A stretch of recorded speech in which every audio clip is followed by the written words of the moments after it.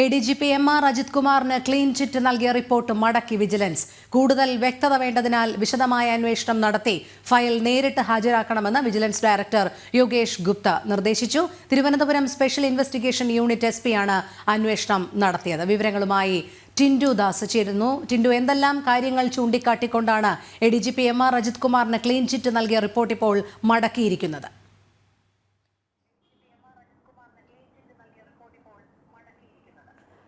Rohini, ADGP MR Ajith കുമാറിന് ഈ സ്ഥാനക്കയറ്റത്തിന് മുന്നേ ആയിരുന്നു സർക്കാർ വിജിലൻസ് ഇത്തരത്തിൽ ക്ലീൻ ചീറ്റ് നൽകിയത്. ഈ ക്ലീൻ ചീറ്റ് നൽകിയതിൽ വ്യക്തത കുറവുണ്ട്. അതോടൊപ്പം തന്നെ ഈ ക്ലീൻ ചീറ്റ് നൽകിയ സംഭവങ്ങളുമായി ബന്ധപ്പെട്ട് കൂടുതൽ അന്വേഷണവും കൂടുതൽ വിശദീകരണവും ആവശ്യമുണ്ട് എന്നാണ് വിജിലൻസ് ഡയറക്ടർ യോഗേഷ് ഗുപ്ത അറിയിച്ചിട്ടുള്ളത്. തിരുവനന്തപുരം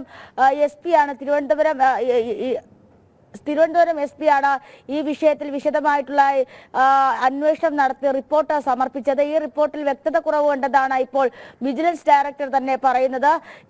ഇനി തയ്യാറാക്കുന്ന റിപ്പോർട്ടുകൾ വ്യക്തമായ രേഖകളുടെ അടിസ്ഥാനത്തിലായിരിക്കണം. ആ രേഖകളുടെ അടിസ്ഥാനത്തിൽ തയ്യാറാക്കിയ ശേഷം നേരിട്ട് ഹാജരാക്കണമെന്നും അറിയിച്ചിട്ടുണ്ട്.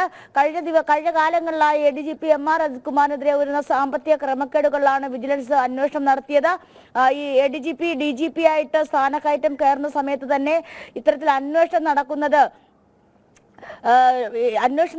സ്ഥാനക്കയറ്റത്തിനെ ബാധിക്കില്ല എന്ന് തന്നെയാണ് പല രീതിയിലും പലയിടത്തും, പ്രധാനമായിട്ടും CPM നേതാക്കളുടെ വായിൽ നിന്നും അതോടൊപ്പം തന്നെ സർക്കാർ സംവിധാനങ്ങളും ഒക്കെ നൽകിയ വിശദീകരണം എന്ന് പറയുന്നത് അന്വേഷണം നടക്കുന്നതേ ഉള്ളൂ. അന്വേഷണ സമയത്ത് സ്ഥാനക്കയറ്റം ഒരു IPS ഉദ്യോഗസ്ഥനെ ബാധിക്കില്ല എന്നാണ് ചട്ടം. ഈ ചട്ടപ്രകാരമാണ് ഇത്തരത്തിൽ സ്ഥാനക്കയറ്റം നടന്നതാണ്. പക്ഷേ സാമ്പത്തിക ക്രമക്കേട്, ഗുരുതരമായിട്ടുള്ള സാമ്പത്തിക ക്രമക്കേടാണ് MR അജിത് കുമാറിനെതിരെ ഉണ്ടായത്. നമുക്കറിയാം, PV അൻവർ MLA ആണ് ആദ്യം കരിപ്പൂർ സ്വർണ്ണക്കടത്തുമായി ബന്ധപ്പെട്ട് MR അജിത് കുമാറിന്റെ പേര് ആദ്യം ഉന്നയിക്കുന്നത്. അതോടൊപ്പം സുജിത് ദാസുമായിട്ടുള്ള ബന്ധം, ഡാൻസ് ഓഫ് സംഘങ്ങളുടെ സ്വർണം പൊട്ടിക്കൽ കേസ്, അതോടൊപ്പം തന്നെ മലപ്പുറത്ത് പോലീസ് സ്റ്റേഷനുള്ളിലെ മരമുറി കേസ്, തുടർന്ന് തിരുവനന്തപുരത്ത് കുറവങ്കോടത്തും കവടിയാറുമുള്ള ആഡംബര സമുച്ചയങ്ങൾ, കവടിയാറ് നിർമ്മിക്കുന്ന ആഡംബര വീട്, കുറവങ്കോടത്ത് ഒരു ഫ്ളാറ്റ് വാങ്ങി അത് 10 ദിവസത്തിനുള്ളിൽ മറിച്ചുവിറ്റു, അതിലൂടെ പണം വെളുപ്പിച്ചു തുടങ്ങിയ ഗുരുതരമായിട്ടുള്ള ആരോപണങ്ങളായിരുന്നു MR അജിത് കുമാറിനെ എതിരെ ഉയർന്നത്.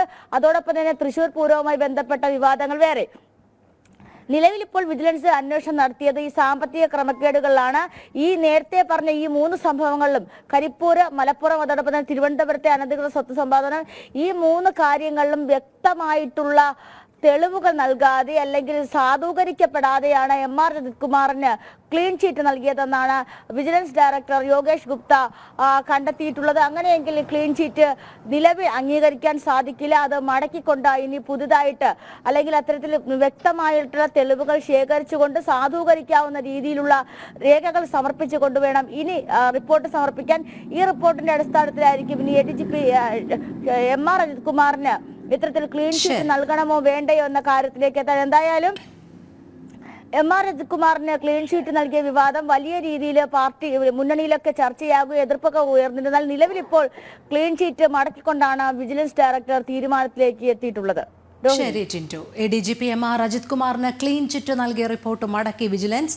കൂടുതൽ വ്യക്തത വേണ്ടതിനാൽ വിശദമായ അന്വേഷണം നടത്തി ഫയൽ നേരിട്ട് ഹാജരാക്കണമെന്ന് വിജിലൻസ് ഡയറക്ടർ യോഗേഷ് ഗുപ്ത നിർദ്ദേശിച്ചു. ടിൻഡു ദാസാണ് വിവരങ്ങൾ നൽകിയത്.